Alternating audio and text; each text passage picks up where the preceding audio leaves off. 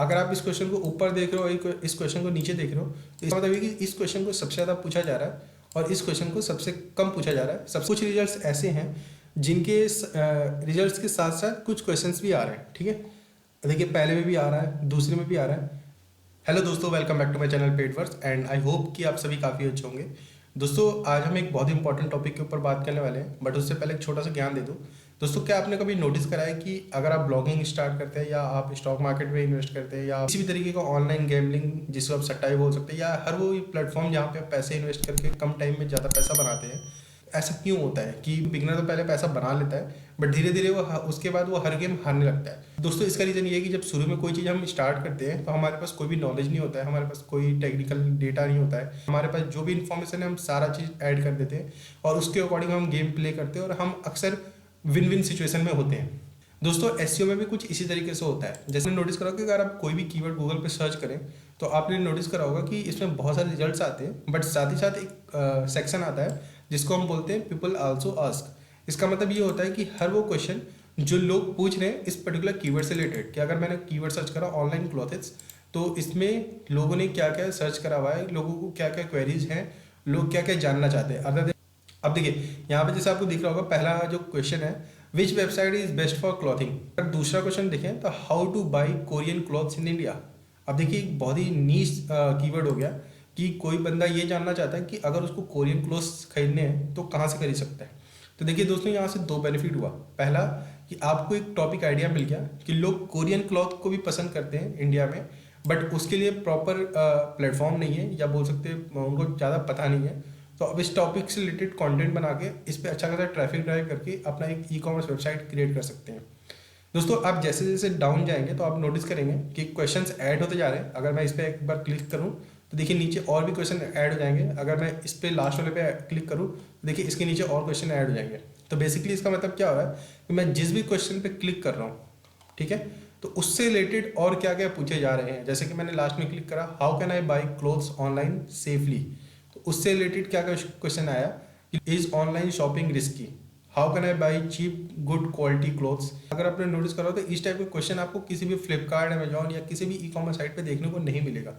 But अगर आप सोचिए कि अगर आपने इन टॉपिक्स के ऊपर एक ब्लॉग बनाया और अपने वेबसाइट पे कवर करा तो एक अच्छा खासा ट्रैफिक ड्राइव कर सकते हैं।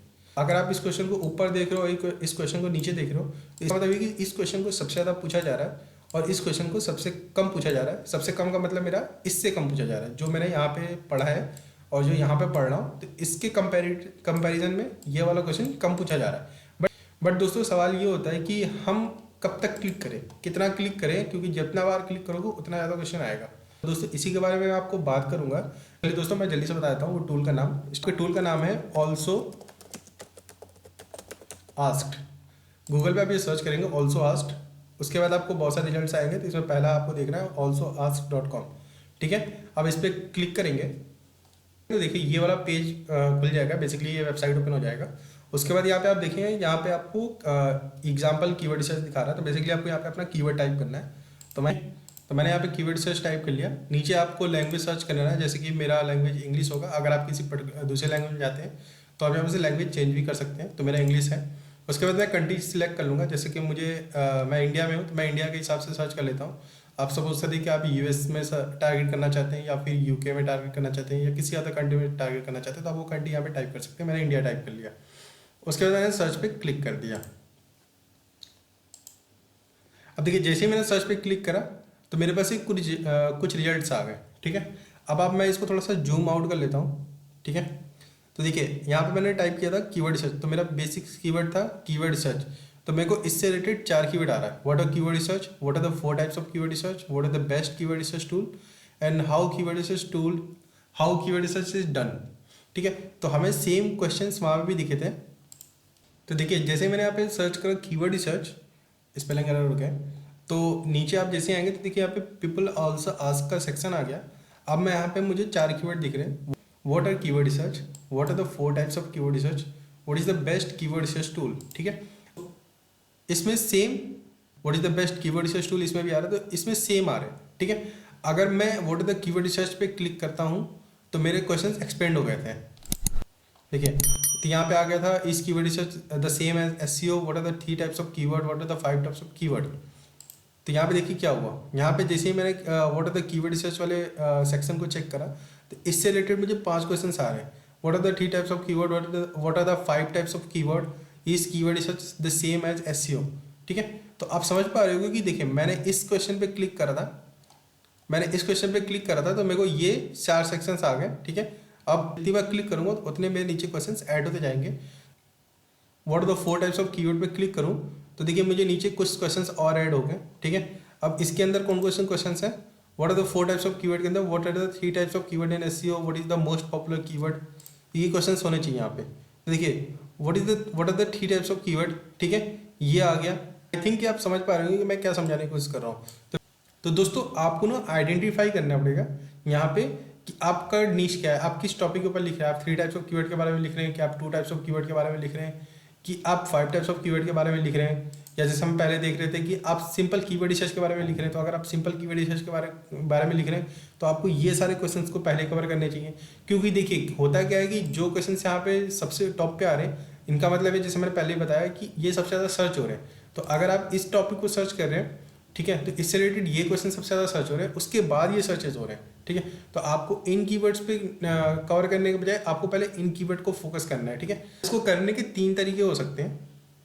बता दूं कि आपको जो सबसे पहला तरीका हो सकता है कि आपने इसको एक बार सब हेडिंग में कन्वर्ट कर लीजिए। आप इसको क्या करें, सब हेडिंग बना लीजिए। अब एग्जांपल के तौर पे मैं आपको जैसे ये दिखा दूं, हबस्पॉट का यहाँ पे ब्लॉग है, तो अगर मैं इसके ऊपर क्लिक करूँ ब्लॉग ओपन होता है। अगर मैं थोड़ा सा नीचे जाऊँ तो देखिए यहाँ पे आ गया व्हाट इज कीवर्ड रिसर्च। ठीक है, तो इसने भी वही सेम क्वेश्चन कवर कर रखा है एज अ हेडिंग। तो यहाँ पे हेडिंग बना रखा है। अगर मैं इसको एक टूल से दिखाऊँ आप यहाँ पे अगर मैं हेडिंग सेक्शन में आ जाऊँ इसके और मैं स्क्रॉल डाउन करके दिखाऊँ आप, तो देखिए यहाँ पे इन्होंने क्या क्या कवर करा है। S2 हेडिंग में इन्होंने डाला हुआ है व्हाट इज कीवर्ड रिसर्च। ठीक है, फिर वापस से S2 हेडिंग में इन्होंने डाला है why is keyword research important. तो मतलब देखिए इन्होंने कितना स्ट्रेटेजिकली अपने कंटेंट को कवर करा है कि इन्होंने हर बेसिक क्वेश्चन को पहले हेडिंग में डाला हुआ है, जो लोग सबसे ज़्यादा पूछते हैं या क्वेरी करते हैं गूगल पे आने के बाद। सबसे पहला तरीका तो आपका ये हो गया कि आप उनको सब हेडिंग में यूज़ करिए। दूसरा तरीका होता है कि आप इसको टेबल ऑफ कंटेंट में यूज़ करिए इन क्वेश्चंस को। तो बेसिकली जब टेबल ऑफ कंटेंट आप बनाते हैं तो आप एक तरीके से सब हेडिंग को डिफाइन करते हैं based on table of content. जैसे एग्जांपल के तौर पे अगर इस वेबसाइट में टेबल ऑफ कंटेंट नहीं है, देख रहे हो, तो एक मैंने टेबल ऑफ कंटेंट का स्क्रीनशॉट लगा रखा है। तो यहाँ पे जैसे किसी वेबसाइट ने अपने वेबसाइट में ये टॉपिक कवर करा है एज अ क्वेश्चन, कि जैसे कि देखिए यहाँ पे पहले क्वेश्चन दिया है, फिर उनके में डिफरेंस बता दिया, फिर एक क्वेश्चन आया, फिर उसके बीच में डिफरेंस बता दिया कि एडवांटेज क्या है, उसका डिसएडवांटेज क्या है। तो इस तरीके से उन्होंने टेबल ऑफ कंटेंट डिफाइन कर दिया पहले कि इस ब्लॉग में उन्होंने क्या क्या कवर करा हुआ है। तो इस तरीके से आप भी क्या कर सकते हो कि अपना एक कीवर्ड पकड़ लिया, जैसे कि फॉर एग्जांपल आपने जो भी कीवर्ड पकड़ा है, जैसे फॉर एग्जांपल कीवर्ड रिसर्च ही पकड़ लिया आपने, तो आपने एक कीवर्ड रिसर्च ले लिया, फिर उसके अकॉर्डिंग आपने एक स्ट्रेटेजिकली आपने एक कंटेंट डिसाइड करें कि आपको कंटेंट में क्या क्या कवर करना है। तो आप जैसे कि यहाँ से आपने क्वेश्चन बना लिए, ठीक है, आपको जितने भी रेलेवेंट क्वेश्चन आपको लगते हैं वो सारे आपने कवर कर लिए अपने आइडियाज़ में, और आपने एक आइडिया बना लिया इन क्वेश्चंस को लेके। उसके बाद आप क्या करेंगे कि आप आएंगे अपने वेबसाइट में, आप एक टेबल ऑफ कंटेंट इस तरीके से क्रिएट करेंगे और इससे आपके वेबसाइट की रैंकिंग भी बहुत अच्छा खासा इंप्रूव होती है। एग्जाम्पल के तौर पर अगर जैसे मैं कुछ सर्च करके दिखाऊँ यहाँ पे, तो देखिए जैसे मैंने यहाँ पे सर्च करा things to do in vagus.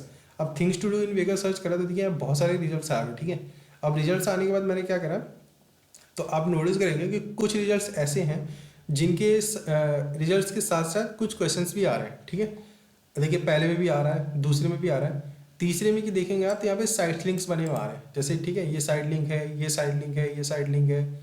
तो ये कैसे पॉसिबल हो रहा है, वो पॉसिबल हो रहा है इस टेबल ऑफ कंटेंट की वजह से, कि जब आप टेबल ऑफ कंटेंट यूज़ करते हो तो गूगल एक स्कीमा जनरेट करता है टेबल ऑफ कंटेंट के लिए, और वो उसके लिए ईजी हो जाता है उसके रिजल्ट सर्च रिजल्ट में दिखाने के लिए कि इस वेबसाइट में या इस पर्टिकुलर ब्लॉग में क्या क्या आपने कवर करा है दोस्तों। तो ये हो गया दूसरा तरीका। अब तीसरा तरीका क्या है दोस्तों, जो सबसे पॉपुलर तरीका है कि आप एक FAQ सेक्शन बना लीजिए। ठीक है, अब FAQ सेक्शन किस तरीके से बनाएंगे, तो जैसे अगर मैं इसी इमेज को एक वेबसाइट पे क्लिक करके दिखाऊं, लेट सपोज कि ये एक मैंने वाइटर वेबसाइट है, मैंने इसको ओपन कर लिया है।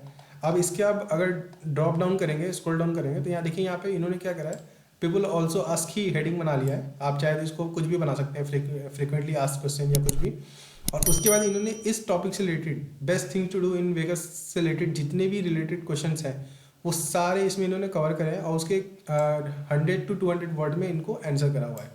कोशिश करिए कि 100 से 150 वर्ड में ख़त्म कर लिया, मैक्स टू मैक्स 200 में तो आपको ख़त्म करना ही करना है। देखिए यहाँ पे इन्होंने कम से कम 8 से 10 क्वेश्चन को कवर करे हुए हैं। और उसके बाद इसमें क्या करा होगा इन्होंने, इसमें इन्होंने FAQ स्कीमा लगाया होगा। FAQ स्कीमा के बारे में अभी बात नहीं करूँगा, मैं किसी और पर्टिकुलर वीडियो में बात करूँगा, क्योंकि पूरा डिटेल वीडियो बन सकता है उसके ऊपर। तो आप बस शॉर्टकट में समझ लीजिए कि यहाँ पे इन्होंने FAQ के फॉर्म में या पीपल आल्सो आस्क के फॉर्म में इस पर्टिकुलर कीवर्ड पे जितने भी क्वेश्चन हैं वो इन्होंने ब्लॉग में कवर करिया, इसमें FAQ स्कीमा लगाया। अब क्या होगा कि जब भी गूगल पे कोई बंदा सर्च करेगा तो इनका ब्लॉग रैंक करेगा। जैसे यहाँ पे कहीं ना कहीं रैंक कर रहे होंगे, देखिए ये रैंक कर रहा है, ठीक है। तो देखिए best 15 things to do in Vegas, ये वाइटर वेबसाइट्स है और ये भी वाइटर का वेबसाइट है। अगर मैं इसको थोड़ा सा स्क्रॉल अप करके दिखाऊं तो देखिए वाइटर का वेबसाइट है, तो यहाँ पे वाइटर रैंक कर रहा है और इसके नीचे ये क्वेश्चन रैंक कर रहा है। तो ये ऐसा पॉसिबल हुआ क्योंकि यहाँ पे इन्होंने FAQ स्कीमा लगा रखा होगा और साथ ही साथ वो टॉप क्वेश्चन जो इन्होंने जो भी इस कीवर्ड से रिलेटेड सर्च होते हैं उन्होंने ब्लॉग में कवर करा हुआ है। तो आई होप कि ये वीडियो काफ़ी आपको समझ आया होगा, काफ़ी इन्फॉर्मेटिव रहा होगा कि आपको अपने ब्लॉग को रैंक कराने के लिए सिर्फ SEO करना इंपॉर्टेंट नहीं है, उसको स्टैटिकली करना इंपॉर्टेंट है और आपको उसमें क्या क्या कवर करना है जो आपके कॉम्पिटिटर ने कवर नहीं करा है। तो उस तरीके से अगर आप कंटेंट बनाएंगे जैसे इन्होंने ये बना रखा है things to do in Vegas वाले कीवर्ड में, तो इस तरीके से आप कीवर्ड रिसर्च करके आप ब्लॉग लिखते हैं तो आप एक अच्छा खासा रैंक गेन कर पाएंगे, आप एक अच्छा खासा ट्रैफिक ड्राइव कर सकते हैं अपने वेबसाइट पे। तो आई होप दोस्तों वीडियो काफ़ी इन्फॉर्मेटिव रहा होगा। प्लीज़ मेरे इस वीडियो को लाइक जरूर करेगा, सब्सक्राइब करना ना भूलें अगर आप पहली बार आए हैं तो। और आपको इस चैनल पे बहुत सारे इन्फॉर्मेटिव वीडियो मिल जाएंगे, अगर आपने अभी तक नहीं देखे तो इन वीडियोस को जरूर देखिएगा, आपको बहुत कुछ सीखने को मिलेगा जो आपको शायद दूसरे चैनल पे या दूसरे वीडियोस में देखने को नहीं मिले होंगे। तो आप साथ अपना फीडबैक या कमेंट जो भी है वो आप पूछिए, मैं कोशिश करूँगा कि मैं आपको रिप्लाई दूँ within 24 hour. Thank you दोस्तों फॉर वॉचिंग दिस वीडियो।